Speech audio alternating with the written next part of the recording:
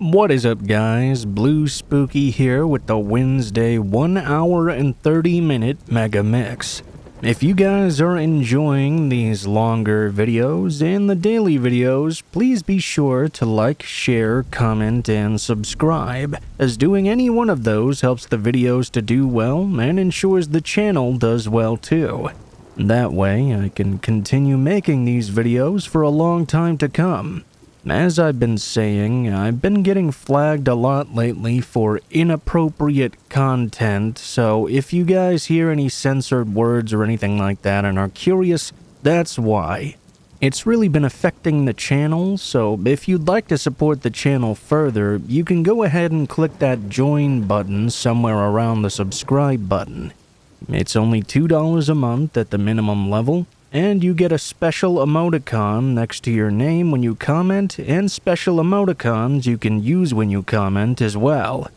Of course, no content will ever be locked behind the paywall. It's purely something optional you can do if you wish to support the channel further than you already do. Just watching the video is a great help in itself. Anyway though, guys, without further ado, I will get right into the stories. Hope you guys enjoy them, and I will see you again at the end of the video. Have a great day.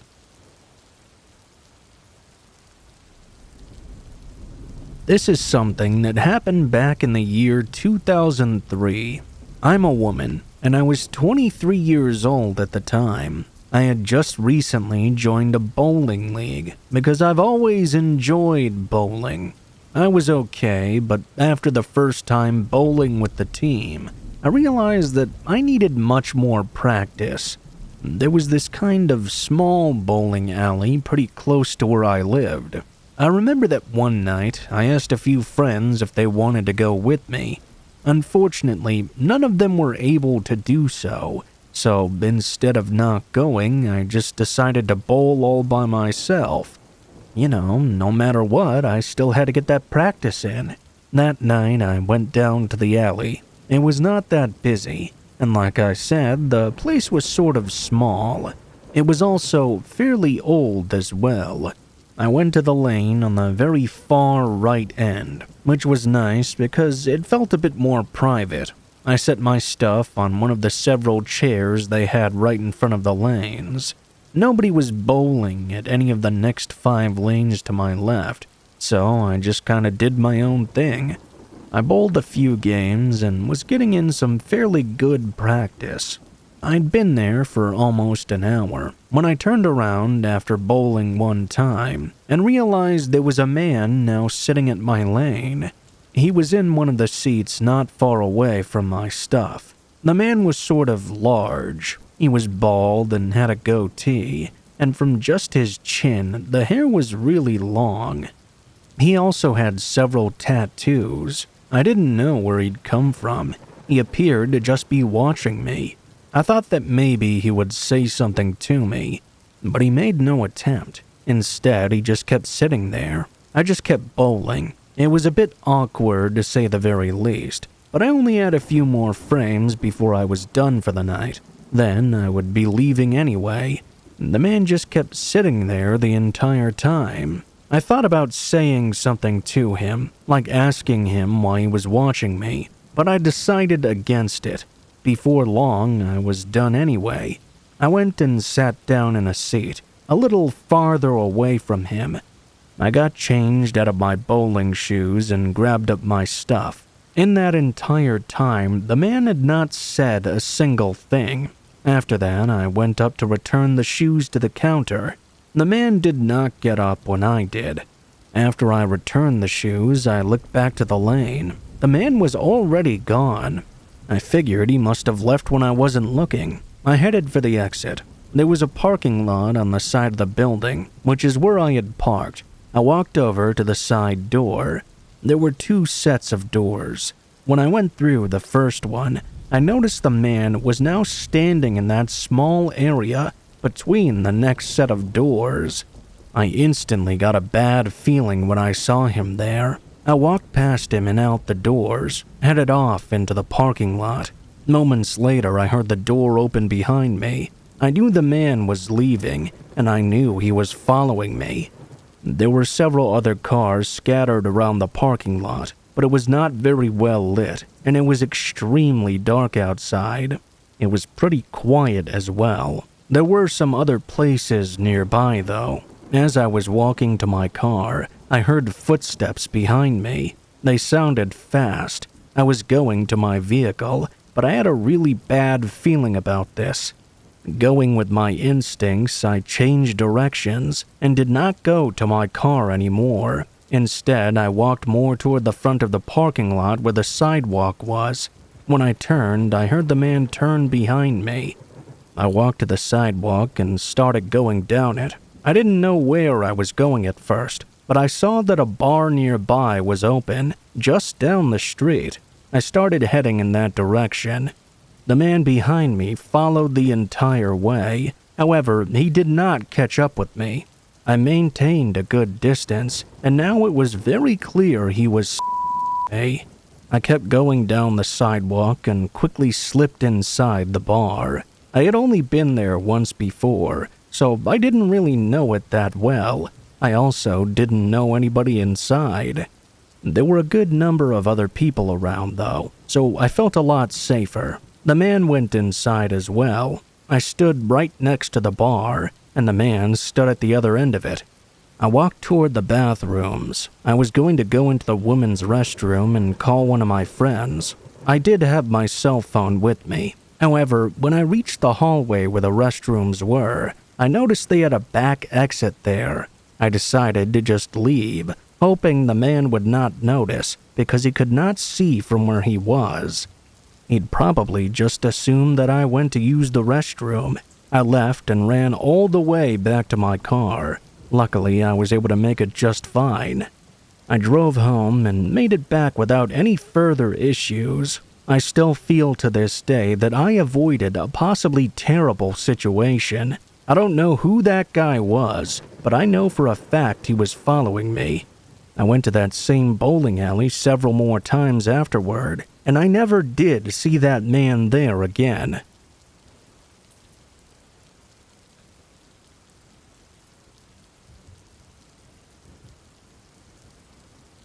This happened a couple of years ago. One night I was at home by myself. My wife happened to be out with her friend, and I figured that she'd be back around 11 o'clock or so. It was probably roughly 9 o'clock at night. It was dark out. My house is in a pretty typical neighborhood, and I really enjoy living there. I remember that it was a Thursday night, and garbage comes every Friday morning. I realized I had forgotten to take out the trash, so I decided to do so right then and there. After going around the house and gathering up all the trash, I left my house and took them over to the trash cans. They were right next to my garage. I took those down to the end of the driveway, where they would go every week to be picked up. I headed to go back inside, but as I was walking back to my house and going up the driveway, I saw something strange.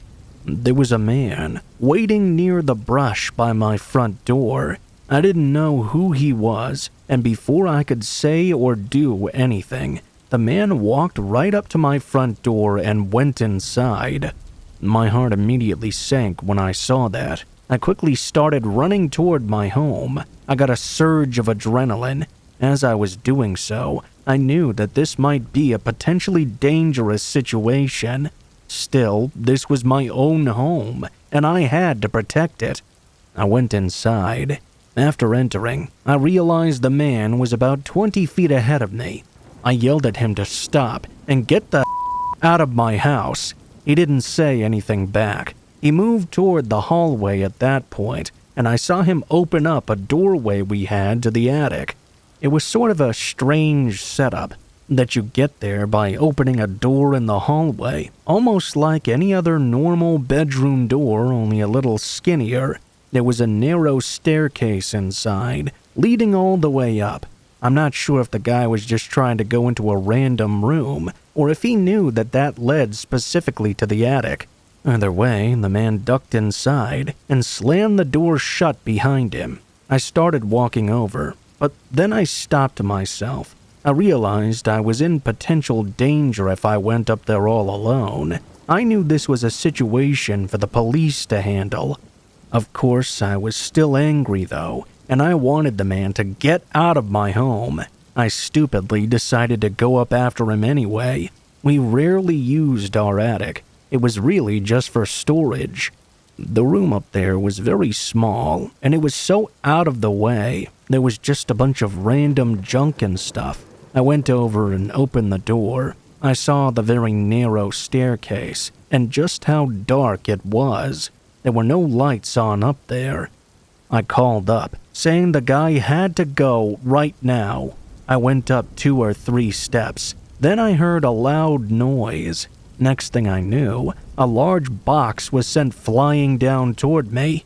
It ended up on the landing just in front of me. It hit me in the shins and really hurt. The man had thrown a random box full of junk at me. Before he got the chance to do it again, I turned around and left the attic area. I walked out and called the police.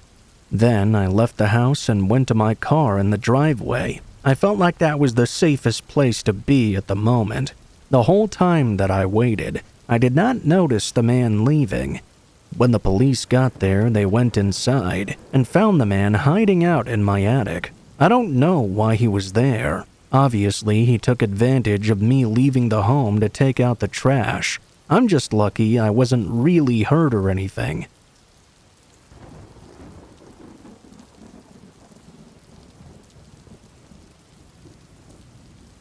It was a crisp autumn night when I decided to go out for a hike. I needed to clear my mind, and being out in nature always really helped. It was a fairly easy hike that I had chosen to do, just a quick evening outing really. I parked my car at the trailhead, grabbed my backpack, and started up the path. The trail was narrow, but well marked. As I walked, I noticed a few people coming down, but there were no others on the path going up. About an hour or so into the hike, I heard someone behind me. That was a bit unusual, because the trail was more than wide enough for 2 people to walk side by side. I was alone, so I didn't think much of it at first. Maybe it was someone who had started out a bit later, or had taken an alternate route from me. I quickened my pace a little, hoping to stay ahead of whoever it was. I glanced back occasionally, but I didn't see anyone there. Still, the sound of footsteps continued to follow me, very steady. I tried to focus on the beauty of the hike, hoping that whoever was back there would turn off down another path or something. After another mile, I took a short break by this small stream. I sat down on a rock and drank some water. I listened carefully. The footsteps had stopped, so I felt a brief relief. I was still uneasy, though. I tried to tell myself that perhaps it was just a coincidence. Maybe someone on the trail who had their pace slowed down or something. I continued on as the sun was getting lower, and the shadows lengthened across the path. The feeling of being followed returned immediately, though. I'd hear footsteps, then silence. I'd whip around and see nothing there but trees and rocks. I could hear the footsteps more clearly now, almost as if they were exactly matching my pace. I picked up my speed, hoping to reach the summit soon. I reached a viewpoint where the trail widened a bit, and decided to stop and overlook the valley below. I needed a break, and hoped that whoever was following me might have stayed back. Suddenly, I heard a rustling noise behind me. I turned quickly, expecting to see someone there, but there didn't appear to be anything. I thought I could make out a shadow moving amongst the trees, but it could have just as easily been my imagination. The sun was setting after all. I knew I had to make it back before dark, so I started down the trail, moving faster than ever before. The footsteps had returned, much closer now. I was terrified. I tried not to look back, afraid of what I might see following me. I rounded a bend when I saw a figure ahead of me on the path. It was a man dressed in hiking gear. I called out to him, hoping he was a fellow hiker who might have some information or could help me. He didn't respond and just stood there facing away from me. I approached cautiously, calling out again. The figure didn't move. I was close enough to see his face when he turned around slowly. His expression was completely blank, and he didn't say a word at all. His eyes were vacant, as if he wasn't even seeing me. I took a step back from the man, really freaked out at this point. I decided to take another path that led off the main trail, hoping to avoid any further interaction with anyone. I went faster, hearing the footsteps behind me still, but never seeing who was following me. When I finally reached the parking lot, I looked back up the trail, but there was nobody in sight. I checked my car quickly and drove off as fast as I could. Later, I told a few friends about what happened, but they mostly shrugged it off as my imagination. Every time I think about that day, though, I can't shake the feeling that someone or something was following me the whole time. The memory of those footsteps always being just a bit behind me still haunts me whenever I go for a hike.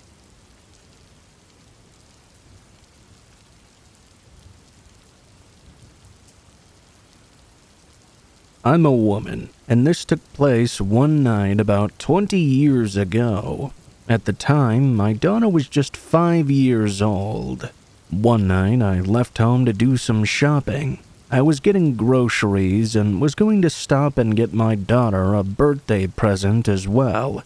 She would be turning 6 in a few days. She stayed home with my husband, and I went by myself to go get the toys. I stopped by the Toys R Us, and it was sometime at night. I don't remember exactly what time, though. All I know for sure is that after going inside, things were very quiet. I think they must have been closing soon. I knew one thing that I wanted to get for my daughter for sure, but I was kind of looking around to see if there was anything else good as well. Don't even remember what toys they were really. Probably some kind of stuffed animals, or something else related to cute critters.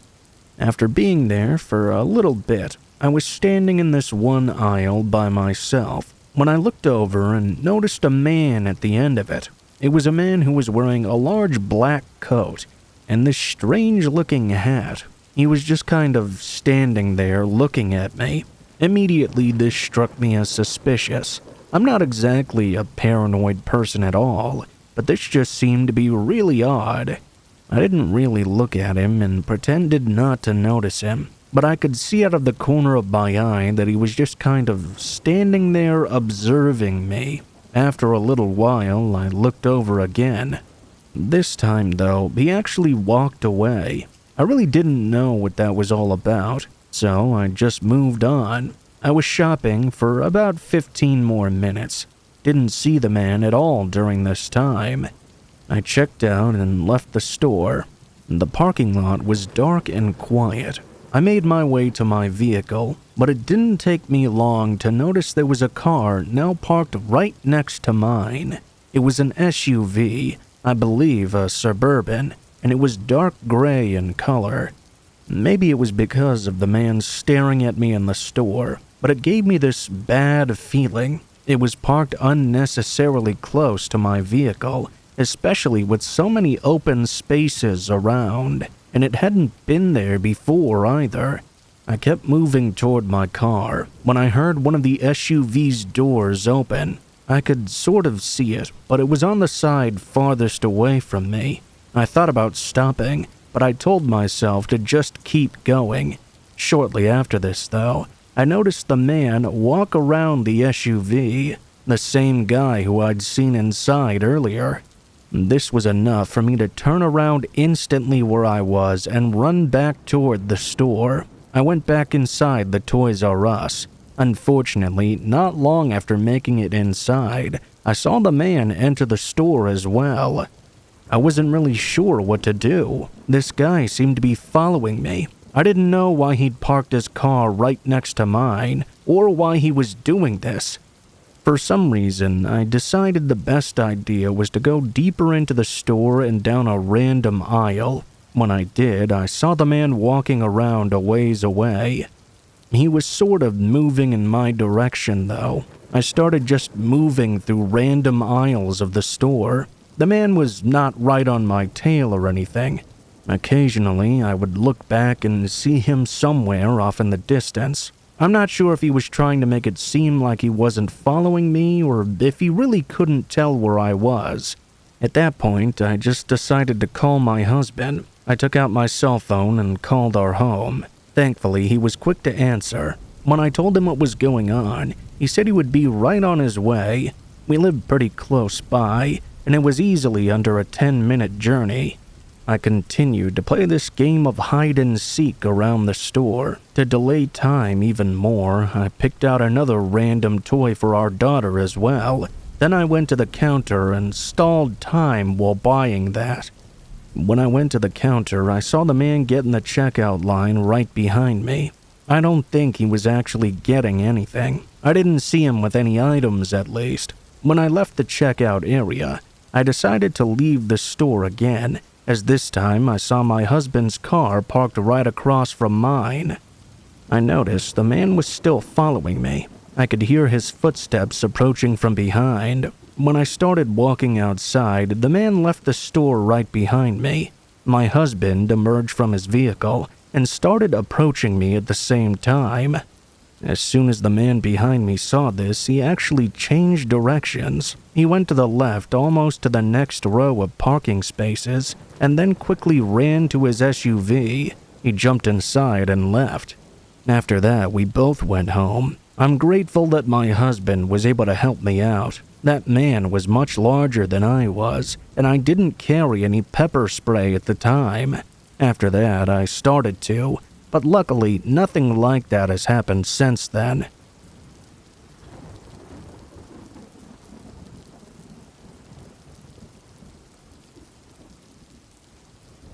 I went to a carnival a couple of years ago, the day before Halloween actually. The group of friends I was with went together at the start of the evening, and we planned to stay until closing time. For the first couple of hours that the carnival was open, we went around and played all the games, then got some food and sat down and watched some live music that was performing there. Basically, we were just passing the time until the main attraction of the carnival opened later that night. Every year, the main attraction, which was the biggest reason somebody would even come to the carnival, was the haunted house they would put on. This haunted house was a legit experience. They always did a great job making sure it was scary and different than all the previous years. My friends and I were excited to see what this year's haunted house attraction would be like. We were amongst the first people in line. Once it opened for the night, we paid at the front gate, and then we were on our way through the door and into the haunted house. We walked through very slowly, as there were multiple times where we got freaked out and were trying to avoid a jump scare. We had been walking through the haunted house for a while now, when we reached a dining room-looking area with a big chandelier hanging down in the middle of the room. The dining table was filled with spooky stuff, such as heads and hands, implying that someone was humans and serving them for dinner. The scariest part of the room, though, was what was standing right next to the doorway. It was one you had to proceed towards and walk through, and there was a man dressed up as a server right there. We knew that the workers who worked inside the haunted house were not allowed to touch us, but it was still spooky that we had to walk right past. We all knew that a jump scare of some kind was likely coming. My group of friends slowly walked past one by one, and surprisingly, there was no jump scare yet. Suddenly, as my last friend was passing by this man, he reached out and pulled her out of the doorway and back into the dining room. We stood confused for a split second before heading back into the room to see what was going on. The server man was struggling with our friend, trying to grab onto her and pull her through a doorway with a curtain hanging over it. We hadn't even noticed it was there before. It was clear this was not anything that should be taking part in this haunted house. Our friend was kicking and punching at the guy to get him off of her. The four of us moved toward the struggle that was going on in an attempt to assist our friend. The server man saw us coming towards them in a group and finally let go of our friend, dashing through the curtain and into that doorway, wherever it led. After making sure that our friend was all right, we ran through the rest of the haunted house. Thankfully, we had been fairly close to the end. Once we left, we flagged down a worker and immediately explained to them what just happened, telling them that one of the workers had grabbed our friend. We ended up being directed to the main manager of the haunted house attraction. He asked us which part of the house this had happened in, and we explained it was in the dining room with the big chandelier. The manager looked through his notes for a second and then told us there was not supposed to be any workers in that section of the haunted house. It ended up being shut down for that night, as the cops had to come and search the entire area. No one was found inside, and whoever had my friend was not there anymore either. That night in the haunted house was very frightening for us, as a group and individually. Rightfully so, really. We never went to another haunted house after, and we were all pretty traumatized, especially our friend who had been in the struggle.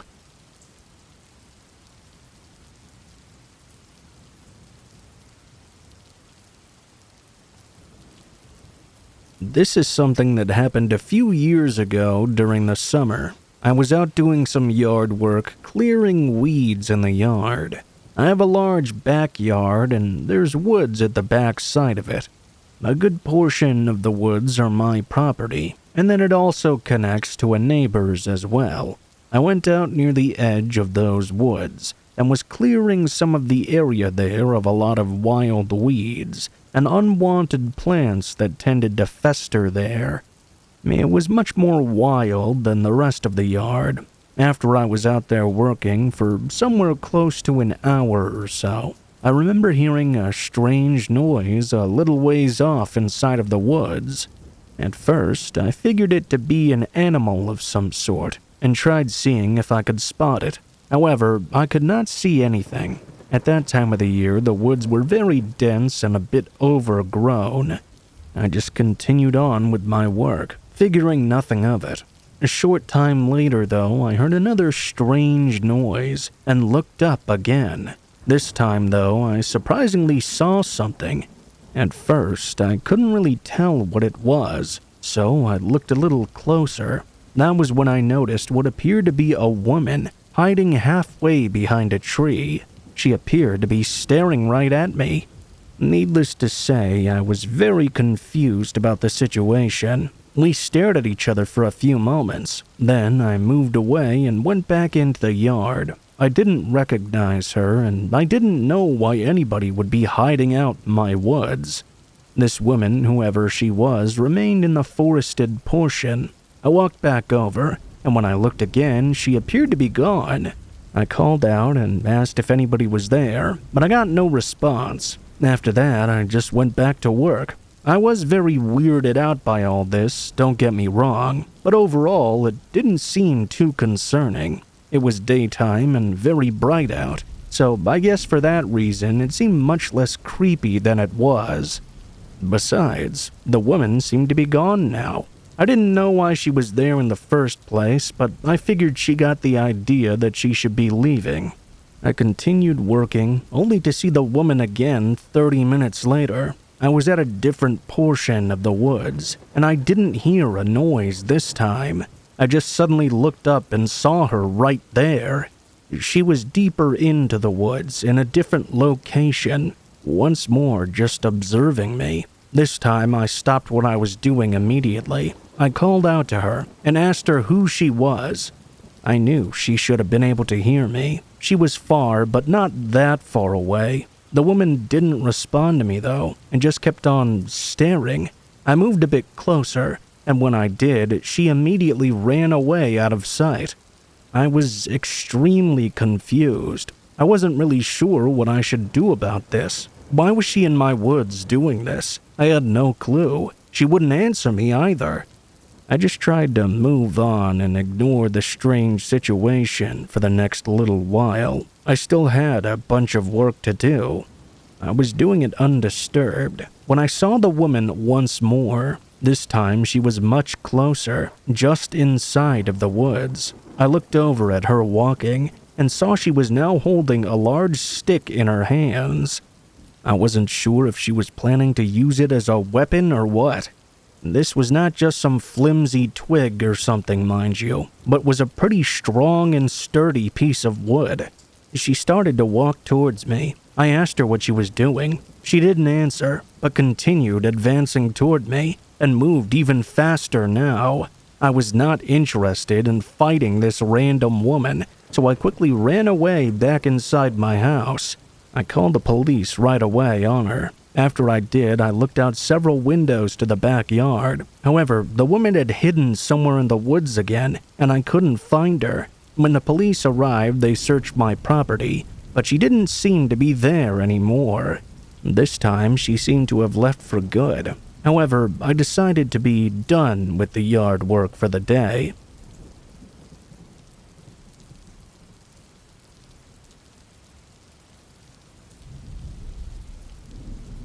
A few years ago, I used to play video games and stream them online. Now, I wasn't super popular or anything. I just did it for fun mostly. I would stream on Twitch for my friends, and usually anywhere from 1 to 3 or 4 of them would watch me play. Sometimes they would play alongside me in the games as well. Every now and then, a few random people would hop on to watch the stream too, but I never got more than like 10 viewers at once. I wasn't exactly out to become famous or anything anyway. One night I was streaming Fortnite. It was almost a nightly thing for me to do at the time. I was playing with my friend Zach, who was also watching the stream. I remember that at one point there was another random viewer that jumped in. Soon this new viewer started talking in chat and leaving comments as well. I did not recognize the username to be any of my friends, so that's how I realized it was a new person. I said hello to them and welcomed them to the stream. The person responded by saying hi, but a short time later their comments turned bad. It started with very basic insults, calling me names and cursing at me. I assumed it to be some teenage child, just messing about on a Twitch account. I remember asking on stream why he was so angry. My friend was thinking it was really funny though. Then, the comments started to get threatening. The users said something like they were going to find me, and they knew where I lived or something along those lines. Obviously, I didn't take the threat very seriously. I really had no idea why they would act this way, because my stream was always fun and light-hearted. The first comment that the person made that really raised my eyebrows, though, was when they mentioned my real name. They said they knew my name, and when I asked what it was, the user commented it fully. This shocked me, because my name was not in my username or anything like that. This person knew my last name as well. It was then that I figured it had to be one of my friends messing with me. And that's what Zach seemed to think as well. I remember Zach asking who it was, going through a list of friends he thought it might be. The person denied it all, and after going back and forth for a while, they eventually left. I ended the stream a short time later, but the very next night the person was back again. I went back on and did what I usually did. I was playing Fortnite again, and Zach also joined. It was just the two of us, just like the night prior. 30 minutes into the stream, though, the mystery person returned. They started picking up right where they left off, but this time they said they were coming to my house. I was kind of fed up with it. I said, "Okay, buddy, let's see it then," still not taking it very seriously. They went quiet in the chat for a while, but out of nowhere, the person commented that they were at my home right now. As they did this, a sudden loud banging came from my front door. I lived in a house that I rented with a roommate during this time. My roommate was gone at work, and I was home by myself. After I heard the knocking, I told Zach about it, who seemed shocked. This definitely had to be a friend of ours, right? I said I was getting up and went over to look at what was going on. After leaving my bedroom and starting to enter the living room, I could immediately see someone through the front window. There was a man standing on the front step, wearing all black with a ski mask on. He did not resemble any of my friends. I guess it could have been one of them, but I had a bad feeling about this. This was somebody else. I went back into my bedroom and asked the guy through my stream what he wanted. He did not respond to this, but instead began to bang on the front door again. I was not going to answer. The mysterious man then made a comment that he hated my car. I don't know why he said this, but then he left the stream. I really had no idea as to what was going on. Zach and I talked about who it could be. I told him that it really looked like it was someone completely random. Zach was telling me I should go out and confront the guy. Eventually, I left my bedroom to go check what was going on, but the guy appeared to be gone now. I looked out of every window and didn't see him anywhere. Well, the next day, I was leaving for work. When I got to my car in the driveway, I noticed there was a gigantic dent in the driver's door, like somebody had hit it with a hammer or something. I remembered the comment the guy made about hating my vehicle, which was a Pontiac Aztek. Now, I knew none of my friends would go so far as to damage my vehicle like that. After that, I decided to stop streaming for a while. I told my friends all about it, and like I expected, none of them knew who it could be. It remains a mystery to me to this day. I don't live in that house anymore. I did stream on Twitch again as well, but the guy never joined another stream of mine, or if he ever did, he never said anything again.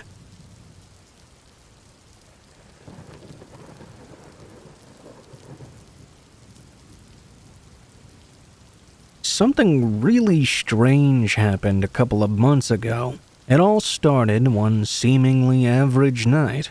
I live with my wife in a house that's in a pretty typical neighborhood. Normally, things are very quiet around here. So, we went to bed and were sleeping, when suddenly I was awoken in the middle of the night.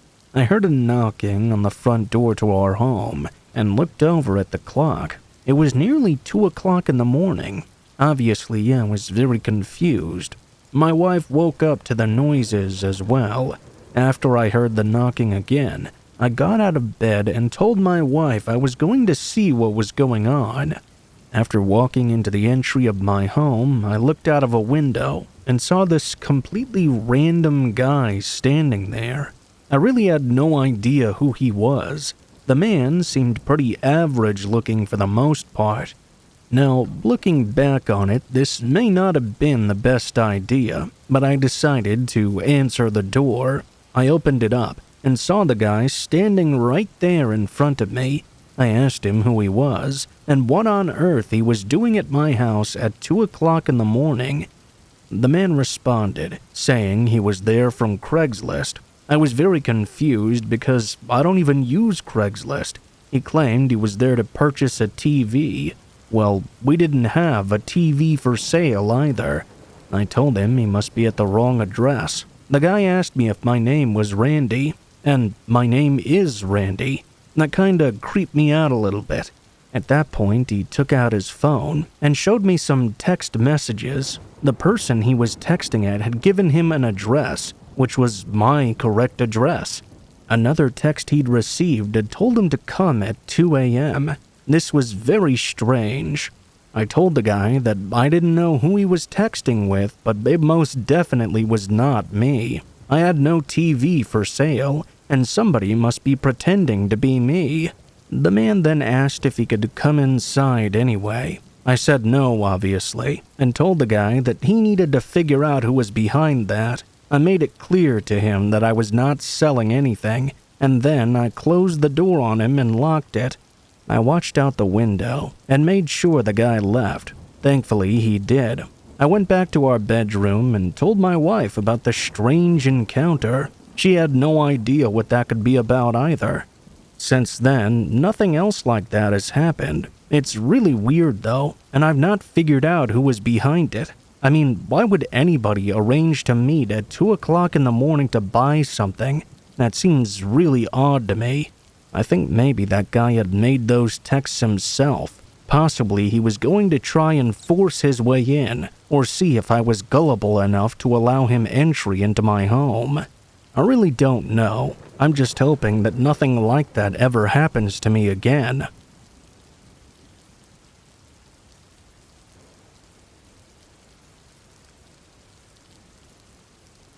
I had a really creepy experience happen the last time I went bowling. It was a couple of years ago. I went to a bowling alley that's around 10 minutes from where I live now. I went with 2 of my friends, Ashley and Lizzie. I can't remember exactly how, but I know Lizzie had won several games of free bowling at this particular alley, so we were using them. The place was actually fairly nice, and there was also an arcade and bar inside. There were multiple food options, and it was pretty good. It was pretty busy that night, and most of the lanes, if not all of them, were in use. I remember that probably 30 minutes into bowling, this employee-looking guy came up to us and asked us how everything was going. We said good. He came back 20 minutes later again and asked us once more. He then said that our lane had had some problems recently. We said everything had been working fine. It truly had been. The guy then told us to let him know if anything happened. We thought the place just had really good service, and he was a friendly guy. The guy approached us again not long after that, and asked us if we were having a good time again, specifically me. By now, it seemed kind of weird how he kept coming up only to us. This place was not exactly top shelf like some bowling alleys, where as you're playing you have your own personal waiter or waitress, and they get you food and stuff. This was just a regular old bowling alley that was slightly fancy. You ordered your food up on the counter, and it was just like every other bowling alley, really. I wasn't sure why this employee was sticking around us and seemingly nobody else at all. After we told him that everything was still good, he asked us if we had any plans for later. We told him we were just hanging out, and maybe we'd get some food or something. We didn't really know for sure. The guy then asked us if we lived around here, and we said yes. During this time, we were all in college, but back home for the summer. This guy appeared to be around our same age, maybe slightly older. After briefly talking about how things were in college and stuff, he left. It just seemed like a fairly friendly employee for the most part, only a little bit off. A short time later, I went back to the table behind our bowling lane to grab myself a drink of water. When I did, the man was standing behind it watching me. He told me that I was pretty good at bowling and indicated that he had been watching me for quite some time now. He invited me to come with him another time to bowl, said we could go for free because he worked there. It seemed at this point like he was probably interested in me, and that's why he kept coming up to us. I was nice, but told him I wasn't much of a bowler really, and I didn't think I'd be doing that. He tried convincing me for a moment, but it was my turn to go again, and my friends called me back over. They asked me why the guy was talking to me. After this, I figured he wouldn't be back. Only about 10 minutes later, though, he returned. He just walked right up to us like he'd been a part of the friend group the whole time. The guy told us he was getting off very soon and was going to this certain club. He asked if we wanted to join him, and then went on to say how the club was supposedly really hard to get into, but he knew the bouncer. We found this quite an odd thing for a random employee to say to us, and did not have any interest in joining him. We declined, and he seemed to finally leave us alone after that. At this point, we didn't have many more free games left. We finished within probably 20 minutes. After that, we were at the counter returning our shoes to an employee, a different employee. She asked us how it was, and Lizzie told her that an employee of theirs kept bothering us. The girl working asked us who it was, and we described him to her. She was very confused and said that nobody like that worked here. We looked around to see if the man was still within sight. The place was really crowded. After looking around for maybe 10 seconds though, I noticed the man was there. He was sitting at a random table all by himself, sipping a drink and staring at me. When we pointed him out, she said she had no idea who he was, but she was absolutely certain he did not work there. She then told us that she would go to ask him who he was. At that point, we just left though. We had taken Lizzie's car, so she drove the three of us. We went to a local restaurant in town and stayed there for about an hour, then went back on our way. Lizzie dropped me off back at my house. She pulled into the driveway and I got out. Then they left. As I was walking up to my house, though, I remember hearing another car driving down the street. The street was usually very quiet and didn't get a lot of traffic. I looked over to see it. When I did, I saw the car slow down. It appeared to pull over on the side of the road in front of my house. I was still walking toward the front door of my home, but I slowed down to see the person. What I saw next was the car pulling over and the driver's window rolling down. I saw the same guy from the bowling alley was driving that car. I quickly hurried up to get inside. I grabbed my keys and tried to unlock the door as quickly as possible. While I was doing this, I actually heard the car door opening and closing right after. I also heard footsteps and knew that the man was approaching. Before he was even able to get halfway into the yard, though, I got the door open and ran inside. I then locked it behind me. I hurried to find my parents and let them know of the situation. Maybe 30 seconds to a minute later, we returned to the front of the home and looked out the window. When we did, the man and his car were gone. It seemed he had left all on his own. After that, he didn't come back either. I'm still pretty creeped out by the situation. To go to my house, he must have followed my friends and I the entire rest of the night. I'm not sure what he was planning to do by going to my house. I'm just glad he didn't get to accomplish it and that he never came back.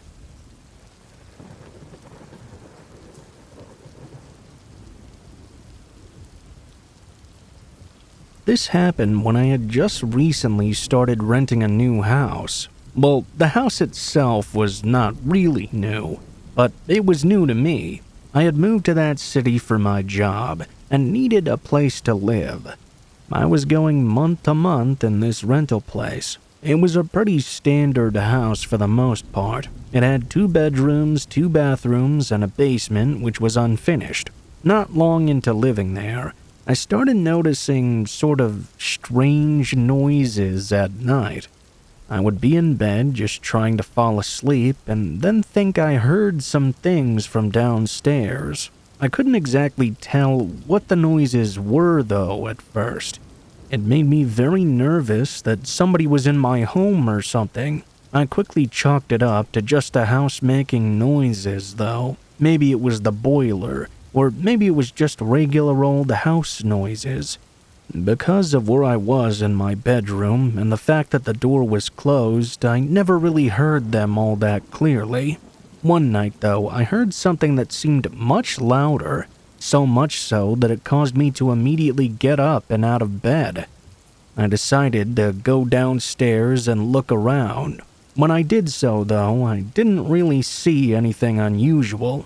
I heard no more noises and figured it was just the old house. I hadn't lived in a house like that, so I didn't really know what to expect with everything. I mean, I'd come from living with roommates or a big family my entire life, so I never really had a quiet house all to myself. For quite a few more nights, I just ignored the sounds that I heard. Another night, though, things seemed to be particularly loud again. I just wasn't buying that this could all be the house settling in, or the heating system or whatever. I once more got out of bed and went downstairs to investigate. After looking around, I thought I could hear a noise down in the basement. I decided to go down there myself. Now, I know that there were some things down there that could possibly make noises. There were several different types of pipes, the water heater, various other things down there. But the noise I heard coming from the basement didn't really sound like what I imagined any of that would sound like. It sounded like possibly a person moving around down there. I walked over and opened up the door to go down into the basement. When I did, I saw that it was very dark down there, but I could clearly hear the noise now. I was sure that whatever this was, it was coming from a person. I stopped, unsure if I should continue. However, the noises stopped a short time after. Now it was just silence. I slowly walked down the stairs and called out asking if anybody was there, but I got no response. When I made it fully into the basement, I could not see anyone, and I didn't hear anything at all either. I turned on the only dim light that was down there. It didn't illuminate much, but it was better than nothing. I also turned on the flashlight on my phone to see a bit better. The basement wasn't really all that big. However, when I got close to one corner, I noticed something was off. It was an old box that had been there since I moved in, and it looked like there was something behind the box. When I moved it, I saw a sleeping bag and water bottles. Well, those certainly were not there the last time I'd been down there. It made me realize that somebody had in fact been down there, and it looked like they'd been living there too. I got so freaked out I ran back upstairs and called 911 immediately. The police came and looked through my entire house. After searching the entire property though, nobody seemed to be there. They did make an interesting discovery. The basement was mostly all underground, but there were windows toward the top of the basement, which would be at the bottom of the ground level. They led directly outside. One of the windows turned out to be extremely easy to open and led to a garden area in the backyard. It was easily openable from the outside or the inside. That must have been how the person was coming and going. I had that window replaced the very next day, and after that the person did not return. It really freaks me out, knowing that I was living with somebody in my basement for perhaps a week or more.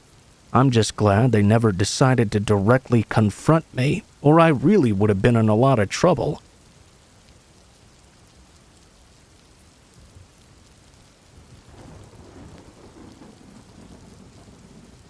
Last summer, I decided to take a break from my busy life and go hiking in the woods near my town.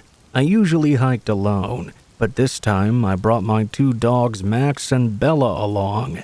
They're both very friendly and love the outdoors, so I figured they'd enjoy the hike just as much as I would. I parked at the trailhead and set off on the main path. Max and Bella were just jogging ahead, sniffing just about everything in sight. After a while, the trail began to climb steeply. I was sweating and breathing hard, but Max and Bella seemed to be handling it just fine. That was when I heard someone behind us. I looked back and saw a man who was wearing a dark jacket and seemed to be moving at a slower pace. He was still gaining on us, though. I had a strange feeling about this that I couldn't quite put my finger on. Something about this man made me feel uneasy. He gave me a half-hearted wave and a forced smile, and I forced a smile back. I then quickened my pace. Max and Bella were still leading the way, but I hoped that if we kept moving, he'd just pass us by and be on his own way. The man did not pass us, though. He kept a certain distance, but stayed close enough to remain within sight. I kept an eye on him, trying not to worry. Max and Bella were well behaved, but I still felt nervous with somebody lingering behind us. I decided to take a break by a small creek that ran alongside the trail. I hoped that would give the man a chance to move ahead already. I sat down on a large rock and let Max and Bella drink water from the creek. The man stopped a short distance away, just out of earshot, and watched us. I could clearly see he was pretending to look at the scenery. I could see him fiddling with something in his backpack, but couldn't make out exactly what it was. After a few minutes, he approached us, saying, Nice dogs you have there." His voice was very smooth, but the look in his eyes didn't match the friendliness in his tone. I tried to be polite, but kept my answers short. He asked if I'd been down this trail before, and I said yes. He then started talking about other trails in the area. His suggestions seemed random and out of place. It felt like he was just trying to keep the conversation going no matter what. For some reason, my instincts were telling me I needed to leave. I quickly stood up and started walking again, hoping he'd take the hint and leave me alone. As we walked past where the man was now sitting, both my dogs began to growl at him. This was shocking to me. They'd never growled at anyone before. It kind of certified my distrust in the man. He got up and followed us up the trail, keeping his distance but never falling behind. I could hear his footsteps on the gravel behind me. I tried to stay calm, reminding myself I was currently on a well-traveled path, and there were many other people around usually.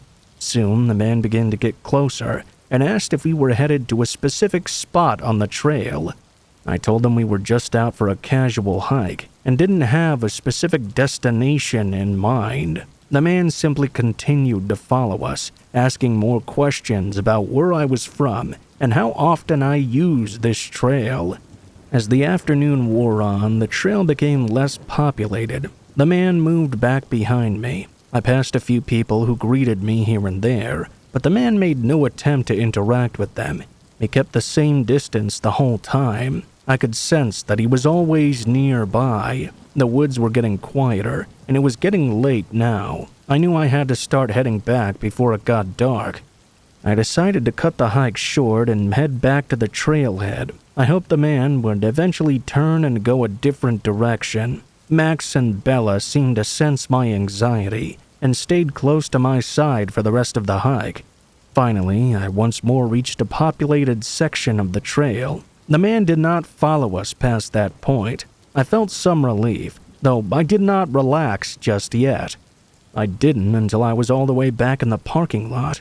When I looked around, the man was nowhere to be seen. I drove home, feeling grateful that nothing more serious had happened.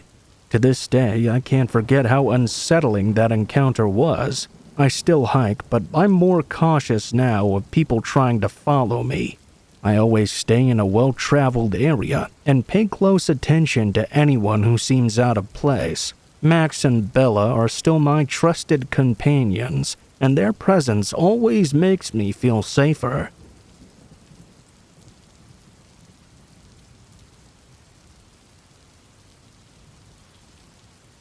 Way back when I was like 17, I think, I worked at a Toys R Us store. This was back when those were pretty popular and not going out of business yet. It was a typical store, and I had gotten the job because of my mom's friend. They were the manager when I worked there. It was pretty nice, and we usually weren't all that busy unless it was a weekend. I mostly just worked as a cashier, but one time while I was working, something really creepy happened to me. It was early in my shift, and things were fairly quiet. I was the only cashier that was open at the time. I think we did have 2 other people working, but I'm not sure exactly where they were. Probably in the back organizing things or filling up the shelves. Things would often be very quiet earlier in the day, but would get busier in the afternoon. On this day, I recall a customer coming into the store and starting to shop. Just a relatively normal-looking man. He quickly walked out of my sight, but not long after this, I saw him approaching. I thought maybe he was going to check out, but instead he came up to me and asked where the Hot Wheels were. I tried to give him directions to the aisle, but instead he asked if I could just show him. I really didn't want to leave the check lanes unoccupied, but because not many people were there, I did so anyway. I walked over and showed the man where they were. When we got there, he started asking me more questions. I answered a few, but soon told him that I really had to get back to the registers. Nobody else was there to work them. I walked back. I didn't quite know where my coworkers were. but I did let the man know that there should be someone else around somewhere that he could ask for help. I went back to the registers, and thankfully nobody had been waiting or anything. Some time went by, and I noticed just a few people shopping, from what parts of the store I could see. After 10 or 15 minutes, this one woman came up to me and told me that some guy had been following her around the store.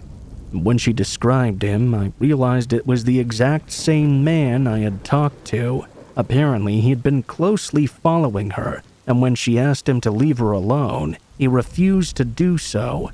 This continued until the woman threatened to call the police, and apparently then he finally backed off. She told me that she had just in fact called the police, and she wanted to let me know. The woman waited with me until the police arrived. In that time, I remember noticing the man sneakily walking out of the store. Not long after the police got there, they spoke with me and the woman. Then they left because the man did. I thought they were going to look around for him after that.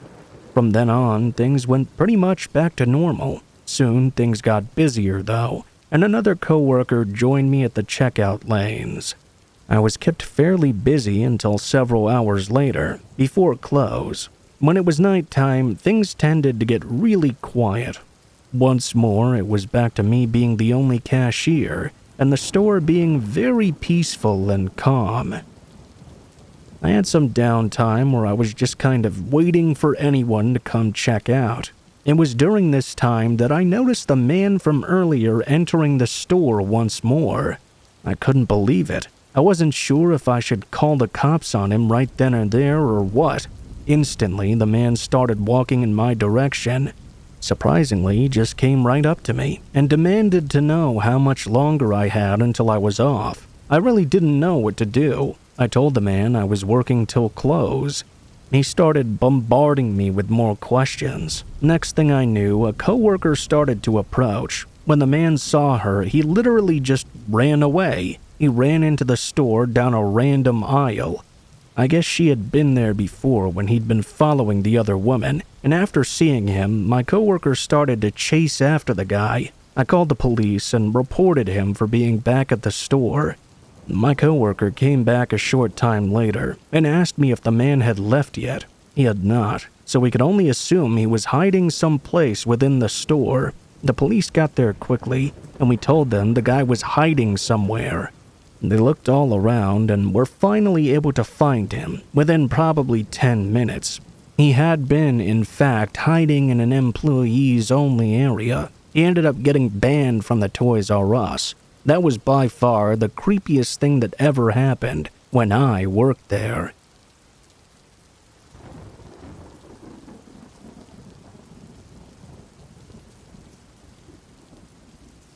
It was a warm summer evening when my friends and I decided to visit the carnival that was in town. After getting there, we started with the rides, the Ferris wheel being the first one. I remember being up high in the sky on the Ferris wheel, seeing the rest of the carnival below from our seats. We could see a haunted house, and we made a mental note to go check it out later. After all the rides, we wandered through some of the game booths. There were the usual carnival games of ring toss, balloon darts, water gun race. We tried our luck winning some stuffed animals and other small things along the way. As the night wore on, we found ourselves near that haunted house attraction. It looked so ominous as it stood there in the darkness with the eerie music playing. We got curious and decided to go inside. The inside was very dimly lit, with flickering candles and fake cobwebs. As we walked through the maze of corridors, there were sudden flashes of light and eerie figures jumping out at us. We all laughed, but were also kind of nervous.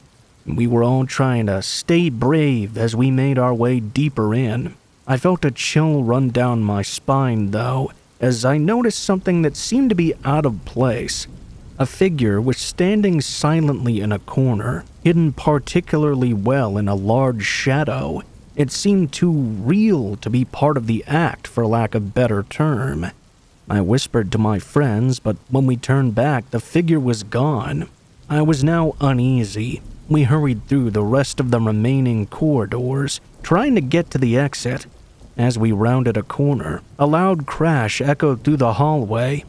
We froze. Our hearts were racing, and we didn't really know what to do. A door creaked open ahead of us, and we noticed an empty room with a single flickering light bulb swinging gently overhead. As we cautiously approached, we saw something that really spooked us. There was a child's doll laying on the floor. Its eyes were blankly staring up at us.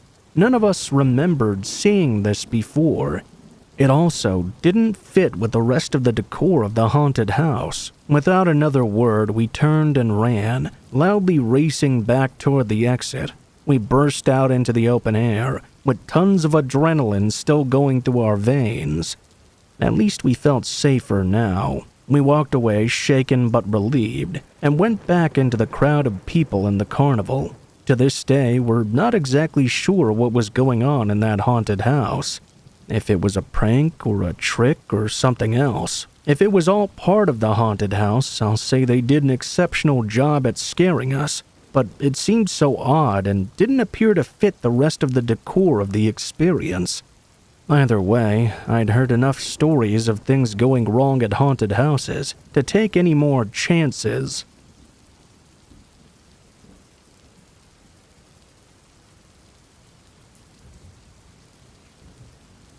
This is something that happened many years ago. During this time, I was living with my husband in a smaller house in a very nice and quiet neighborhood.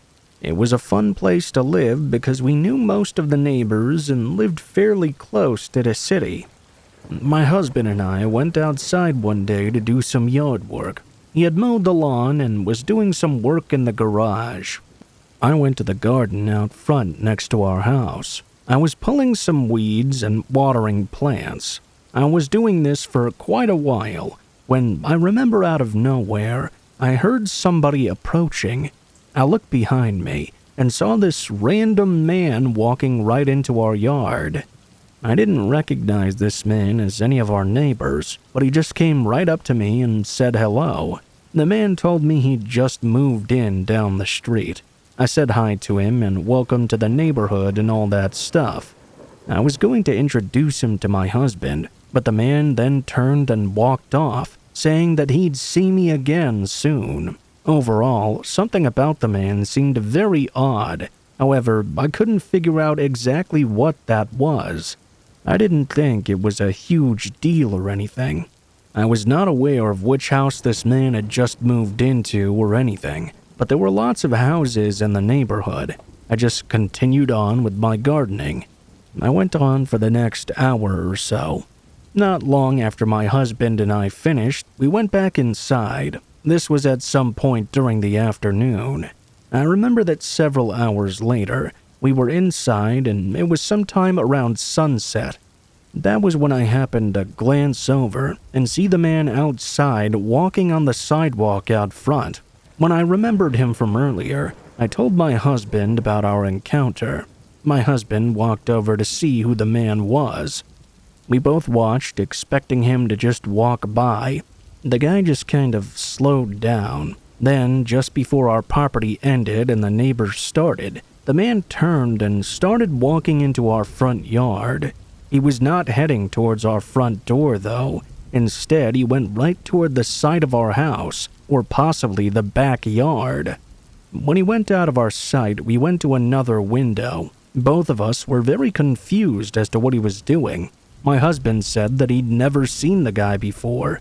The man went completely out of our sight for a while. We looked into the backyard and it was getting pretty dark now, so we couldn't see everything. I didn't know if possibly the man had cut through our yard to go somewhere else or if something else was going on. We looked around for several minutes and didn't see him. Finally, we left the room. It was very strange. My husband and I talked about it for several minutes, and neither of us were aware of a neighbor moving in. We didn't think any of the houses on our street had been for sale recently. Maybe it was one of the next streets over, though. Well, about an hour later, I remember hearing the back door start to rattle out of nowhere. I knew immediately that someone was trying to enter our home. Luckily, the door was locked. My husband heard it as well and went over to look. When we got to a window that looked out to the back, we saw the same man now running away. We called the police, but by the time they got there, obviously the man was long gone. After that, I don't recall seeing the man again. He did not actually live in the neighborhood at all. What he told me was a blatant lie. I don't know what he had planned. I'm just glad that he left and didn't come back.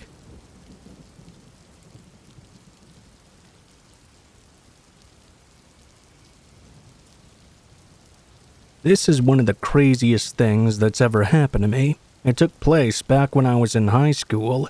I was, I believe, a junior during this time, and loved to play video games. I had a good friend at school named John, who I would game with on almost a nightly basis.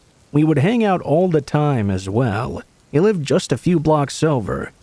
On this night, we were playing video games online on our PlayStation 4s. I was at my house and he was at his. We had headsets so we could talk to each other as we were on. I remember that after playing for a while, John said, "What was that?" It kinda came out of nowhere, and I just assumed he was talking about something in the game. I asked him what he was talking about, and he didn't answer me at first. All of a sudden, he yelled out, "What the?" It kind of abruptly went quiet, and I began to hear some other noises. I couldn't make them out, so I didn't know what was going on. I asked John what he was doing, but he didn't answer me. Everything was silent for a while after. I sent John a Snapchat asking him what that was all about. I was really confused, obviously, but John did not open it. I got curious and kind of concerned, so I decided to walk over to his place. Maybe he was playing a prank on me. I felt like I should at least go and check up on him. We were such good friends, and it wasn't that weird for me to do that. I left my house at whatever time it was, probably like 9 p.m. or so. All I know is that it was fairly dark out. After walking a few blocks, I arrived at John's street. It was quiet. We both lived in a pretty typical neighborhood for the most part. When I reached John's home, I wasn't sure if his parents were home or not. Most of the lights in the house appeared to be off. I walked up to the front door and knocked on it. At first, there was no answer. It was very quiet. A short time after knocking, I heard what sounded like somebody who may have been in the backyard. After waiting a while, I knocked again. I couldn't see into the backyard from where I was, so all I could do was wait at the front door, wondering if I should investigate those noises. Maybe John had gone outside for some reason, but I didn't really know why he would do that. Finally, I heard someone walking toward the front door. The door then opened, and John was standing right there. He looked very serious and told me to come inside quickly. I went in, and he closed and locked the door. He said a man had been inside of his home, and he was calling the police. He added that he thought the man had just left. John went back and grabbed his phone from his bedroom and dialed 911. He told me that his parents were gone and he was home alone. We both waited for the police in his parents' room because it had a lock on it. Nobody else entered the house or was in it while we waited. The police got there shortly after and spoke to us. I guess what had happened is while I was gaming with John, he heard a noise from behind the house. It sounded like the back door which led to the kitchen was opening. It must have been left unlocked or something, because an unknown person did in fact enter. After hearing the footsteps inside, he ran to his closet to hide in. He was able to hide but didn't have his phone, so he couldn't call the police. What I heard must have been him running to his closet. He said he completely forgot about me on the headset. The headset was not wireless, so he had to take it off to hide. While hiding, he could hear the person walking around inside his home. He hid all the way until I arrived at his place, at which point my knock on the front door scared the man away. He quickly left the house. John was grateful to me for doing so. He was able to leave, lock all the doors, get his phone, and call the police, which had been on the floor near his bed. I don't know why the man entered his house, or how he seemed to know the door would be unlocked, but I'm really glad I decided to go over to John's that night.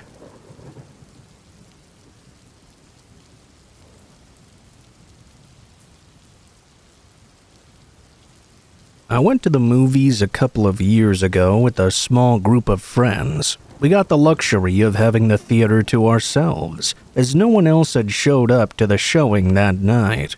We decided to sit in the top row of the theater right in the middle, so we could have the best view of things. While we walked up the stairs towards our seats, the movie hadn't quite started yet. The theater was still dimly lit as the previews played. When we walked down our row in the dim light, I thought I could see some movement through the window of a small room in the back of the theater, the part where the film gets shown through. I know that in modern-day movie theaters, they don't really usually need a person to sit back there through the whole movie like they did in the past. I figured maybe it was a worker just checking on something before the film started playing. My seat ended up being right below that window, which was about a foot or two above my head. About 15 minutes into the movie, my friends and I began to hear a soft tapping sound coming from right behind us, coming from the film room. It sounded like someone was tapping on the window right above our heads. The tapping continued long enough for us to start getting a little angry about it and want to check out what was going on. We got up out of our seats and stood up on them so we could get a look into the room and the tapping noise. It had abruptly stopped while we were getting up onto our seats, but we still wanted to check it out. My friends and I pressed our faces up against the glass of the film room. On the other side, it was completely dark, and we didn't see anything back there. Maybe the tapping had simply been a part of the machinery that was playing the movie. Either way, whatever it was had already stopped, so we tried to go back to watching the movie. 5 to 10 minutes later, though, the tapping started once again. This time, it was much louder and far more rapid. It sounded for sure like a person tapping the window behind us. This time, we got up quickly onto our chairs to see what was going on in that room. I pressed my face to the glass and fell backwards off my chair in surprise. A woman's face was staring right back at me on the other side. We were annoyed that this woman was disturbing our movie and acting so weird behind us in the film room. We went to the front desk to complain. At this point, we thought it was a worker back there, employed by the movie theater. However, when we got to the front desk, they told us that no workers were in that room behind us. The 2 workers in front said they were the only people there tonight. Puzzled, we told them there was 100% a woman in the film room behind us who had been tapping on the window glass and watching us. We led the workers to the theater to show them, but when they checked the film room, nobody was there. My friends and I were scared at this point, realizing that the entire time, some random woman had been right behind us. Thankfully, we got our refunds for the movie, but we didn't want to stay any longer in that theater.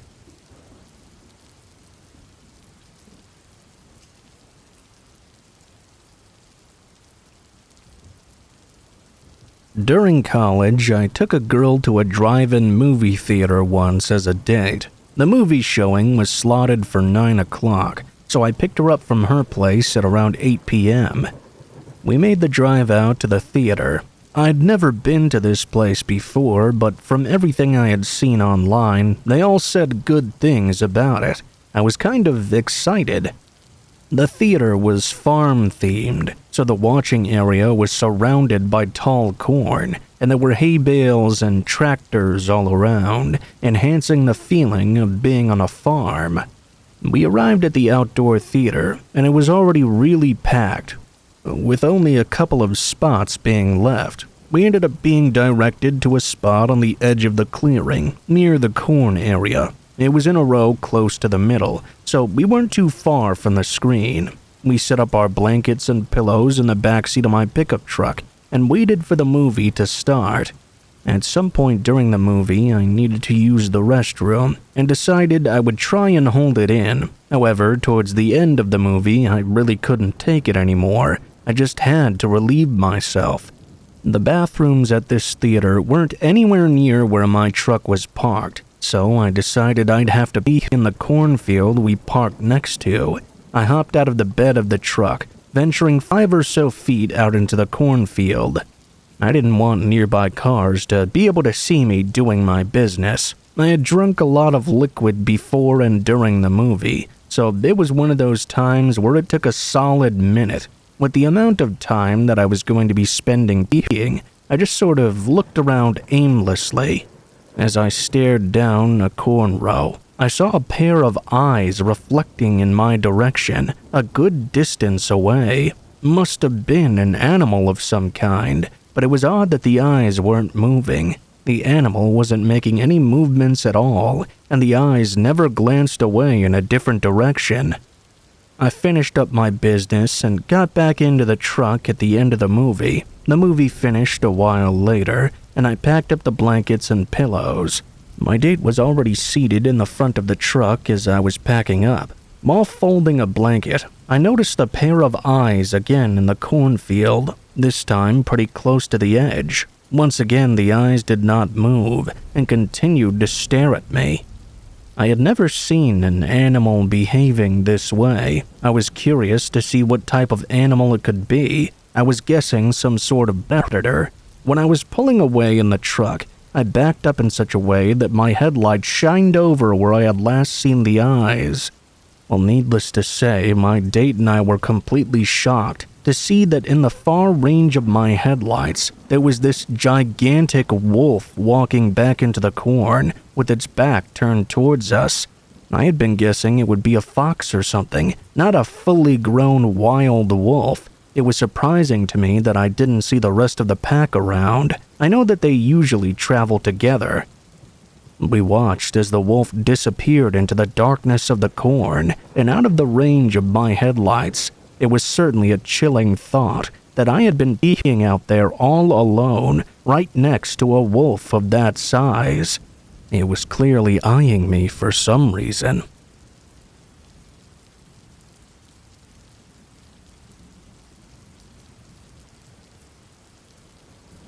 I worked at a Walmart store when I was younger and in high school. This was one of the first jobs I ever had, and I didn't have a car yet, or a consistent means of transportation. Most of the time, I would hitch a ride from my parents or older brother. My parents worked odd hours, and my brother also had a job and played football as well, so I never really knew who was going to be driving me. Usually, it all worked out well, though. One time, I worked a night shift until around 9 p.m. or something like that. I remember that we lived like 10 minutes from the Walmart, and when I got off, I texted my mom. She was not able to come and get me, so I texted my dad and older brother as well. Unfortunately, I did not hear back from them. During that time, I was inside the Walmart in the break room still, sitting down with another coworker who I was sort of friends with named Rachel. She asked me if I was off, knowing that I got done around 9 p.m. or so. I told her yes, but I was waiting for my brother or dad to text me back. Rachel had to leave the break room to go back to work, but said bye or something along those lines. Now, there was just one other person in the break room with me. It was this guy named Michael who was about 5 years older than me. I really didn't know much about him, other than that he worked at the Walmart as well. I think he stocked shelves or something. He'd never really spoken to me or crossed paths with me at all. I had seen him here and there. Suddenly, he walked over to me, though, and asked if I needed a ride home. He said he had just gotten off as well, and that he was leaving now. I didn't know him that well, so I was still a little hesitant. I said no thanks, but Michael insisted it would be no trouble at all, and he wanted to help out his coworker. I figured he must just be trying to be nice. I looked down at my phone and saw I still had not received any replies yet. I was tired and just wanted to leave, so eventually I said yes. I offered to pay Michael gas money, but he said no. I followed him out into the parking lot, and we walked over to his car. It was a really old, rusty, and beat-up-looking pickup truck. We both got inside, and I gave Michael my address. He said that he knew where that was, and it wasn't very far away from his place. After that, we left. We started to talk during the ride and got to know each other a little bit, asking basic questions and stuff. I wasn't paying that great attention to the road, but I did notice that Michael turned before we would have come to my street. I didn't say anything at first, even though I probably should have. He drove down this road a little while, and I wasn't really sure what he was doing. I was hoping that maybe he was just taking a different way of getting to my home. We were in the general area, but not at all on the correct street. Michael pulled off of that street and into the parking lot of an apartment complex. He proceeded to drive up to it and park in one of the spaces. I asked him where we were, and he said this was his apartment. I told him he was supposed to drive me home, not go to his place. He insisted that I may as well come inside and hang out with him for a while. I started to get angry. I told him that I didn't want to. I demanded that he drive me home right now, and he just flat out said no. I told Michael that I really had to get home. It was late, and I had school the next morning. Michael told me to stay the night at his place. Obviously, I said no. Michael then said, "Well, too bad for you, I guess." He walked into his apartment and left me there. I was now miles from home, in some random apartment parking lot. I couldn't believe Michael had just done that to me. I guess it was good he didn't try to force me to go inside with him at least. I called my brother, who still hadn't texted me back. Luckily, he actually picked up the phone. He said he had just gotten off work and could come and get me. I walked to the end of the apartment complex parking lot and waited for an uncomfortable 10 minutes. My brother showed up, and I was able to get home safely that night. After that, I didn't bother to report Michael to work or anything. I didn't want to make a big deal out of the situation. I figured I would just try and stay as far away from him as I could, and never talk to him again. That strategy was going well at first, but only for about a week or so. One night, I got off work kind of late again. This time, I had my dad coming to pick me up, but I had to wait for him to arrive. I walked outside of the Walmart and stood around on the sidewalk. Things were pretty quiet around the area. The parking lot was completely silent. At this time, maybe 5 minutes into waiting, I noticed a truck driving to the front. It was Michael's truck. He stopped right in front of me and rolled down the window. He asked me if I needed a ride. I said no. He said he would give me a ride to my place this time. I said no again and added that my dad was already on his way. Michael didn't answer. He rolled his window back up but did not drive away like I thought he would. Instead, I heard his driver's door open and saw him start to walk around the vehicle in my direction. I walked right back inside the Walmart and didn't stop when I arrived inside. I went down a few random aisles until I realized that Michael was not behind me. Then I went straight to the manager and reported the whole thing. By the time my dad arrived, Michael was already gone. I got my ride home with him, and everything turned out fine. The next time I worked a few days later, I found out Michael had been fired. I was glad, and luckily after that I never saw him again.